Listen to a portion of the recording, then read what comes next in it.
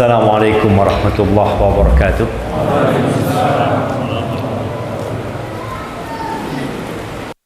Alhamdulillah waffaqana li ta'atih wa arsyadana ila sabili huda. Segala puji Jalaluh yang telah memperkenankan hidayahnya untuk kita sehingga kita dibimbing di jalan ketaatan di saat banyak orang mungkin yang tidak peduli dengan puasa, di saat tidak umat Islam yang mungkin juga tidak sholat tarawih atau sholat 5 waktu. Maka semoga Allah Azza wa Jalla menyempurnakan nikmatnya untuk kita dan memberikan kita husnul khatimah. Allahumma salli wa sallim ala abdika wa rasulika sayyidina wa maulana Muhammadin wa ala alihi wa ashabihi ajma'in.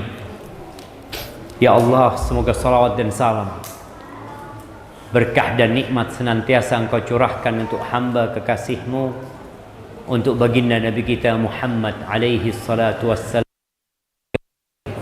untuk istri, untuk putra-putri beliau, dan untuk seluruh sahabat Nabi dan kita bersama mereka. Amma ba'd, jamaah rahimakumullah.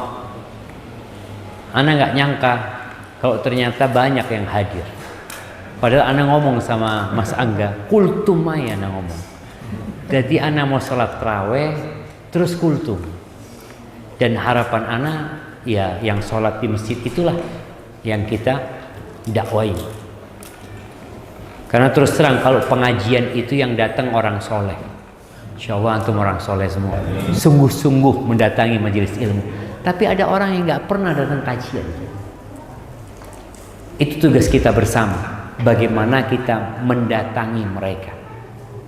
Atau kalau ustadz tidak bisa sampai ke tempat mereka, antum menjadi penyambung lisan para ulama yang menyampaikan ilmu tersebut. Malam ini malam 18. Ya. 18. Tadi puasa kita yang ke 17. Itu kan. Ono sing lali ini, ada yang baru pulang umroh, lupa. Jamnya masih jam Saudi. Ya, ahibati fillah. Di saat banyak orang-orang yang sudah mulai nggak puasa, keluar rumah dengan rokoknya. Kita bicara umat Islam. Kalau bicara non-muslim, mereka memang tidak beriman. Sedangkan perintah untuk berpuasa ini untuk yang beriman. Allah Azza wa Jalla mengatakan, ya ayyuhalladzina amanu kutiba alaikumus siyam kama kutiba alal ladzina min qablikum la'allakum tattaqun. Kalau kita lihat ayat-ayat Allah yang pertama turun di kota Madinah, itu juz amma tadi itu. Oke, kita mau kasih hadiah. Ada hadiahnya? Nanti menyusul hadiahnya. Iya, maksudnya ada hadiahnya. Amma itu jumlah suratnya 37. Betul apa enggak? Betul. 3 dari 37 itu turunnya di Madinah. Sisanya turunnya di kota Mekah. Nah, sebutkan 3 yang turun di Madinah. Masya Allah, sahih. Nanti antum datang sama beliau ya. An-Nasr, idza jaa nasrullahi wal fath. Zalzalah, idza zulzilatil ardu zilzalaha, yang merupakan cerita tentang kiamat. Sisanya semua turun di kota Mekah. Dan rata-rata ceritanya tentang iman kepada Allah dan hari akhir. Kita tadi sholat tarawih 11 rakaat, dapat apa jemaah? Antum dapat apa? Tidak dapat apa-apa.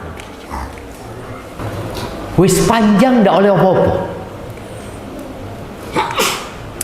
Yang menjadikan seorang itu melakukan ibadah adalah iman dengan hari akhir. Dia tahu dunia ini akan hancur. Pahala yang didapatkan dari semua ibadah itu sejatinya di akhirat, bukan di dunia. Ada orang yang tidak pernah ke masjid, la 5 waktu wala Jumatan, tapi secara ekonomi Masya Allah, rumah besar, mobil mewah, usaha lancar. Itulah godaan dunia. Anda kasih contoh supaya kita bisa membayangkan ya, pahala akhirat itu yang kata Allah, bal tu'thirunal hayatad dunya wal akhiratu khairun wa abqa. Kalian lebih mementingkan kehidupan dunia, padahal akhirat itu lebih baik dan lebih kekal. Antum bisa bayangin kenapa Nabi alaihi salatu wassalam memaksakan diri untuk iktikaf, meninggalkan dunia 10 hari. Kenapa beliau alaihi salatu wassalam sampai bengkak kakinya? Rasul sallallahu alaihi wasallam setelah penaklukan kota Mekah itu, para sahabat mau istirahat. Mereka capek. Sejak hijrah itu perang Badar, perang Uhud, perang Khandaq, terus perang jalan. Dan musuh bebuyutan mereka adalah kafir Quraisy. Ketika kafir Quraisy ditaklukkan, ya, wajar orang senang, gembira, dan mau istirahat. Ketika mereka disuruh bersiap siaga, sebagian mereka lambat. Lalu Allah menegur mereka. Ini sahabat Nabi, generasi terbaik umat ini, sedikit cinta kepada dunia. Allah mengatakan kepada mereka, ya ayyuhalladzina amanu, wahai orang-orang beriman, malakum, ada apa sama kalian ini? Kenapa kalian ini? Idza qila lakum unfiru fi sabilillah itsaqaltum ilal ardh. Kalian kenapa? Dulu diajak jihad langsung berangkat, berjuang langsung berangkat. Sekarang kok berubah? Ayo berangkat berjuang di jalan Allah Azza wa Jalla. Kalian jadi berat condong sama bumi ini. Araditu dunya. Oh, kalian sudah senang dengan kehidupan dunia ini, sudah puas dengan kenikmatan yang ada di dunia ini. Fama mata'ul hayati dunya fil akhirati illa qalil. Kenikmatan dunia itu dibandingkan akhirat sedikit, ya. Allah punya 100 rahmat. Satu rahmat itu diturunkan ke bumi ini, yang sekarang dibagi sama 8 miliar manusia, bersama binatang-binatang, bersama burung-burung, ikan-ikan. Mereka mendapatkan rahmat Allah. 99 itu ditahan untuk di akhirat buat orang-orang beriman. Dan Nabi alaihi salatu wasallam pernah memberikan gambaran kepada para sahabat tentang dunia. Dunia ini dibandingkan akhirat, seperti seorang di antara kalian meletakkan jarinya di lautan, dia masukkan ke lautan, dia lihat lautan yang luas itu, kemudian dia angkat jarinya, satu tetes air yang di tangannya itu dunia. Samudra itu. Maka kembali kepada ayat-ayat yang awal turun mengingatkan bahwa dunia akan hancur. Akhirat tempat yang sebenarnya. Ya, kita lihat ayat-ayat Al-Qari'atu mal-Qari'ah. Wa ma adraka mal-Qari'ah. Kemudian cerita tentang neraka, cerita tentang surga Allah Azza wa Jalla, atau akhir surat An-Nazi'at. Allah firman di ayat 34, fa idza ja'atit tammah tammatul kubra. Ketika datang sebuah petaka yang besar sekali, tatkala dibandingkan dengan musibah terjadinya kiamat, jadi kecil semua musibah. Di Jawa Timur yang sering terjadi apa? Semeru. Terus ya. Antum tahu Semeru itu terus meluapkan laharnya. Sampai ada emak-emak yang diwawancarai, gimana kalau gunungnya dipindah aja karena dia capek tinggal di situ gitu. Nanti dia harus ngungsi lagi. Usul kepada pemerintah gimana? Gunungnya dipindah, dia nggak mau pindah. Astagfirullahaladzim. Ya, itu dianggap satu hal yang besar sekali. Gempa yang terjadi di Palu, tanah-tanah yang longsor, yang kemarin mungkin di Sumbar ya, terjadi di Aceh. Itu mungkin dianggap satu hal yang besar, nggak ada apa-apanya jemaah dibandingkan dengan kiamat. Bintang-bintang itu berjatuhan, gunung-gunung itu meletus, lautan itu meluap. Yang terjadi sekarang sungai yang meluap. Antum bayangin kalau laut itu meluap ke daratan, mau lari kemana orang itu? Gunungnya meletus, dia akan berpikir lari ke dataran tinggi. Maka Allah sebut itu at-tammatul kubra. Yauma yatadzakkarul insanu masa. Pada hari itu manusia akan mengingat apa yang telah dia usahakan. Kita akan ingat sholat tarawih kita tadi. Ya Allah, imamnya cuma idza jaa nasrullah. Jadi hanya cuma coba imamnya mau Al-Baqarah. Betul jangan. Pada hari itu semua orang akan menyesal. Mau orang soleh atau tidak soleh. Kalau orang baik dia akan berpikir, kenapa aku kok nggak tambah? Anggap Ramadan sekarang antum hatam Quran 3 kali. Nanti hari kiamat antum akan menyesal. Kenapa kok cuma 3 kali? Kenapa? Ngelihat temennya 7 kali hatam. Imam Syafi'i sehari 2 kali hatam.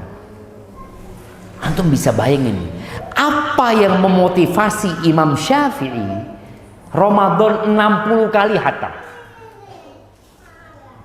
Kira-kira kalau imam kita tadi baca Al-Baqarah, apa yang akan terjadi di belakang? Batuk-batuk. Oh.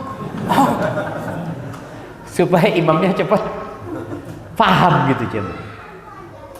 Makanya ketika Allah sebutkan di surah Al-Fajr, Allah mengatakan waji'a yawma idzin bi jahannam. Pada hari itu Allah akan hadirkan neraka jahanam. Jadi tatkala manusia dibangkitkan dari kuburnya kemudian digiring ke padang mahsyar, Allah datangkan neraka jahanam. Yauma idzi yatadzakkarul insan wa anna lahu dzikra. Pada hari itu manusia ingat semua dengan apa yang mereka lakukan. Tapi apa gunanya ingat pada hari itu?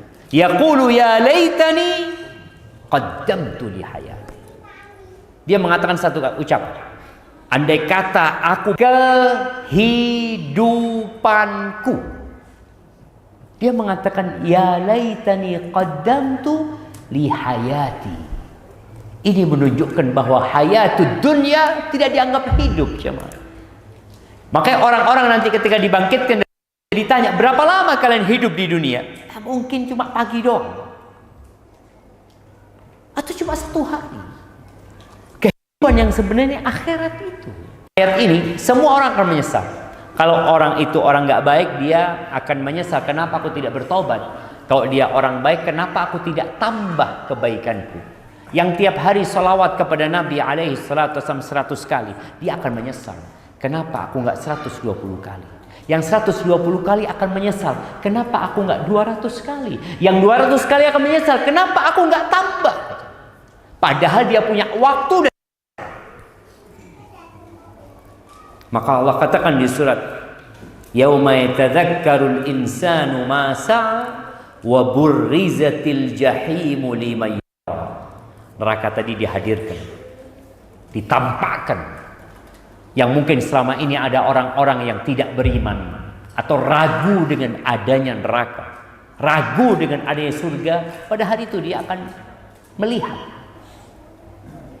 Anda melihat beberapa ceramah dari orang-orang yang mengaku Islam ya, tapi nampak kalau dia memang bermasalah. Dia menyampaikan, ini umat cerita ada surga dan neraka, ada bidadari. Emangnya sudah pernah ke sana? Allah jemaah. Ini iman. Makanya tatkala matahari terbit dari barat, nggak bermanfaat sudah orang beriman. Karena sudah nyata. Ketika mereka melihat neraka, oh kami beriman, tidak ada gunanya. Maka Allah sebutkan iman itu yu'minuna bil ghaib. Ghaib, nggak kelihatan. Tapi yang memberitahu kita orang yang terpercaya. Dan ada bukti nyata bahwa Al-Quran ini benar kalamullah tabaraka wa ta'ala. Lalu Allah sebutkan tentang dua manusia. Fa'amma man tagha wa atharal hayatad dunya. Adapun orang yang melampaui batas. Antum lihat orang mati kecelakaan karena melewati batas jalan. Dikasih batas. Orang yang melampaui batas ini, ya dia yang salah. Udah dikasih batas, dia lampaui. Kenapa saat ini di dunia 6 miliar manusia itu nggak beriman? Kenapa? Hubutnya. Perang Uhud, kenapa sahabat Nabi kalah? Allah Azza wa Jalla mengatakan minkum man yuridud dunya. Maka barang siapa yang melampaui batas, kemudian lebih mementingkan kehidupan dunia, ya sudah. Memang dia tidak pernah berpikir adanya surga. Allah mengatakan fa innal jahima ma'wa. Maka nerakalah tempat bagi dia. Wa amma man khafa maqama rabbih. Adapun orang yang takut, di mana dia akan disidang, diberdirikan, berbicara sama Allah tanpa ada penerjemah, dia takut. Dan kita harus takut, jangan. Kalau antum ditelepon, Mas, besok hari Senin ke pengadilannya. Loh, ono apa? Apalagi pengadilan, kejaksaan, KPK. Antum, loh apa urusannya sama KPK? Orang takut. Bagaimana kalau kita akan disidang sama Rabbul Alamin?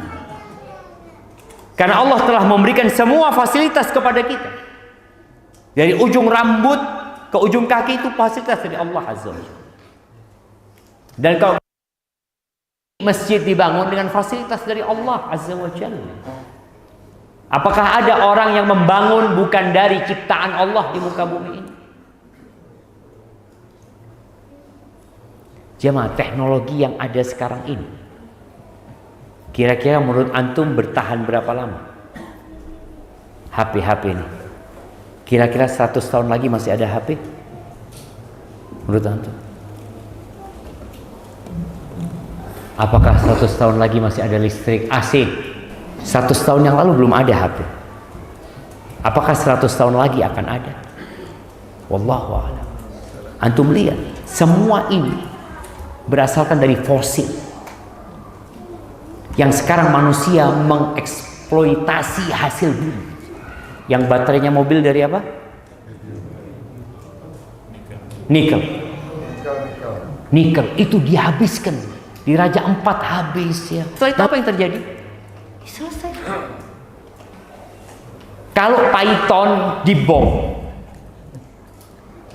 Malang masih hidup listriknya, masih Ustaz. Pakai Karangkates. Iya. Cilacap. Oke, Cilacap dibom. Selesai cuma. Ketika tidak ada listrik, selesai teknologi ini, nggak ada sudah. Antum mau punya HP, oh canggih HP ini, tapi tidak ada baterai. Ya apa gunanya? Apa gunanya? Tidak ada. Maka tadi barang siapa yang takut bahwa dia akan disidang di hadapan Allah, dan rasa takut ini yang membuat orang hati-hati. Antum pakai helm, kenapa? Sekarang Ustaz, lampu merah, kamera Ustaz. Takut kan?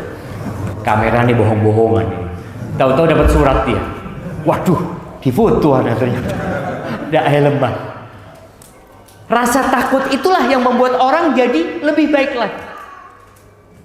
Maka barang siapa yang takut dengan persidangan di hadapan Tuhannya nanti, wanahan nafsa 'anil hawa, dan dia menahan nafsunya dari keinginan-keinginan.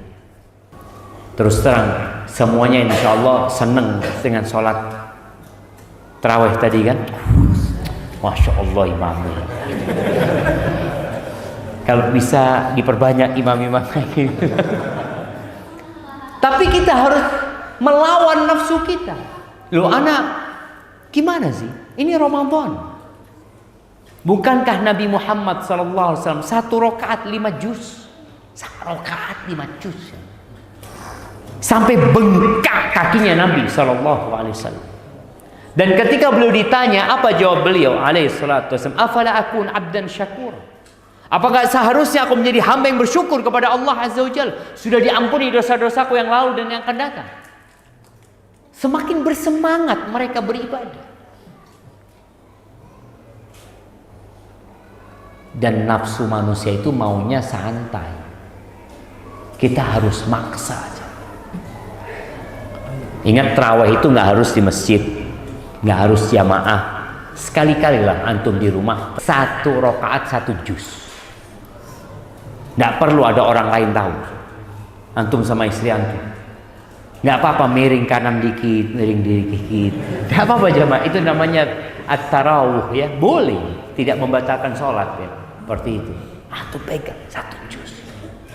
Bisa. Insya Allah bisa. Kalau kita cinta dan berharap akhirat tadi. Tapi kalau harapan kita dunia, ya wes. Makanya kadang-kadang kita ngelihat malam hari itu di bulan Ramadan orang begadang. Seharusnya dimanfaatkan untuk tadi menghatamkan Al-Quran, untuk berdoa memohon kepada Allah Azza wa Jalla. Tapi orang yang seperti ini yang menahan nafsunya dari keinginan-keinginannya, fa innal jannata hiyal ma'wa, maka tempat mereka di surga Allah Azza wa Jalla.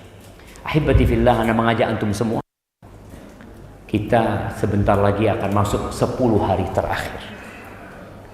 Kita harus melawan nafsu kita. Dengan cara apa?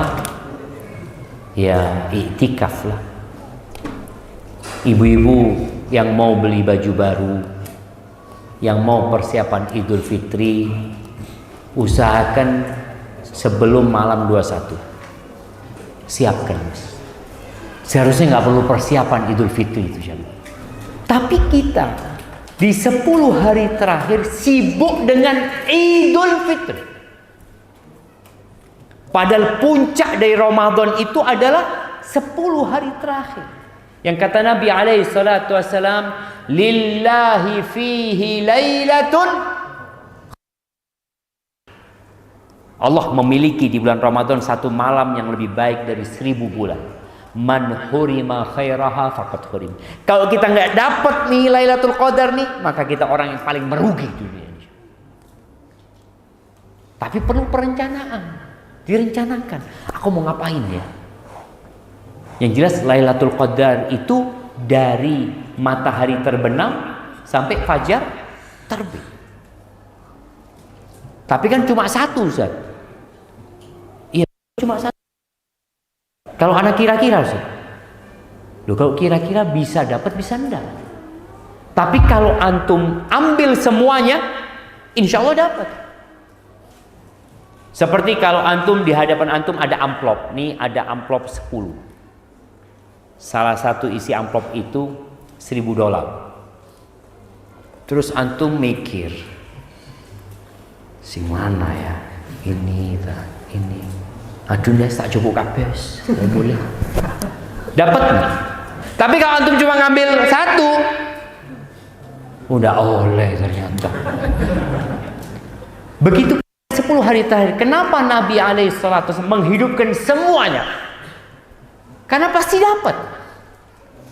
Coba antum mungkin ana milih ganjilnya tok. Ana mau itikaf di masjid malam 21, 23, 25, 27, 29. 50% dapat, 50% enggak. Berarti kan berpotensi nggak dapat. Tapi memang Lailatul Qadar itu di malam ganjil kata Nabi SAW. Nah, tapi ternyata hitungan ganjil itu dari belakang. Nabi SAW mengatakan iltamisuha fi tasi'atin tabqa. Kata Nabi SAW, carilah Lailatul Qadar itu di 9 malam.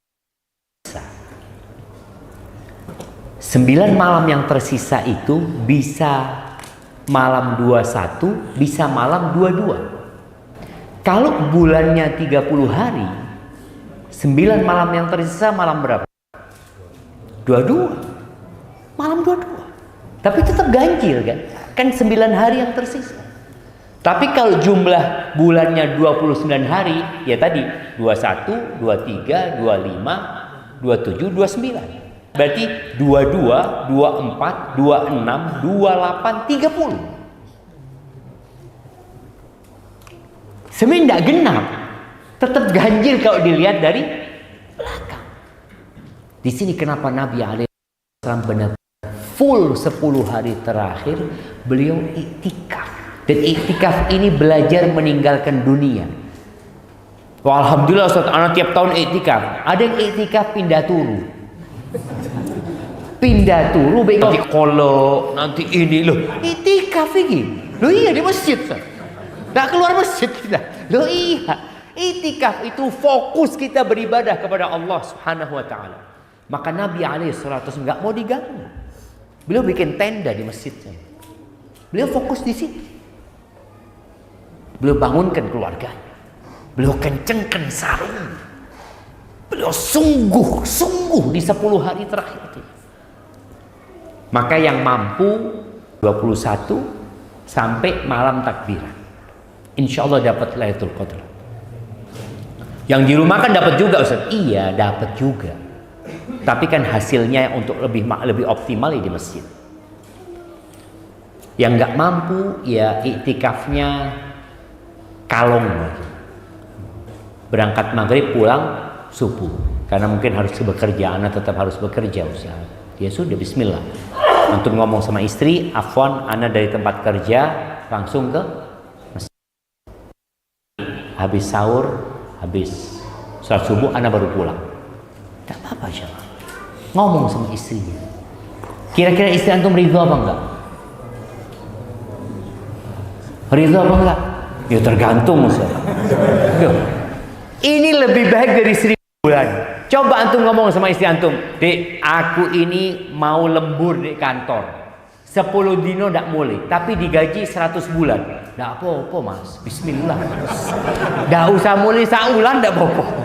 Dunia ahlan wa sahlan gitu. Tapi urusan akhirat, aduh Mas. Wis kan ndak wajib, Mas, sunnah tok. Boleh aja. Iya kan, orang itu kan berpikir memang ini sunnah jemaah, ini sunnah. Antum ndak iktikaf ndak apa-apa. Tapi kita pikir tadi bagaimana kita mementingkan akhirat kita, dan cuma 10 hari. Ada mungkin Ustaz, anak ini kerjanya malah shift malam, Ustaz. Ya sudah, shift malam itu manfaatkan malam hari. Manfaatkan waktu untuk berzikir, ya, memperbanyak doa. Intinya jamaah, kita harus memikirkan akhirat kita. Nabi alaihissalatu wassalam mengatakan kepada para sahabatnya ketika beliau lihat kuburan, beliau mengatakan limit lihada fa'iddu, untuk yang seperti ini kalian persiapkan. Barakallahu fikum. Itu mungkin dapat Anda sampaikan. Gak usah hake-hake, yang penting diamal no. Dan kalau antum gak mampu, ada satu wasiat Nabi SAW. Man ajiza anil layli an yukabidahu wa bakhila anil mali an yunfiqa wa jabuna anil aduwi an yujahidahu. Barang siapa yang merasa tadi, kenapa orang lain bisa bangun malam, kenapa orang lain bisa hatam Quran, kenapa aku enggak? Terus dia sulit mau sodakoh uang. Fulan ini sodakoh terus, anak Ustaz sodakoh sedikit terus bingung. Falyukthir min dzikrillah, maka perbanyak zikrullah. Jadi terus zikir. Insya Allah itu akan menjadi kekuatan antum untuk bisa iktikaf, untuk bisa berzikir, untuk bisa baca Quran, hatam Quran, dan meraih Lailatul Qadar. Barakallahu fikum. Yang subhanakallahumma wa bihamdika asyhadu an la ilaha illa anta astaghfiruka wa atubu ilaik. Assalamualaikum warahmatullahi wabarakatuh.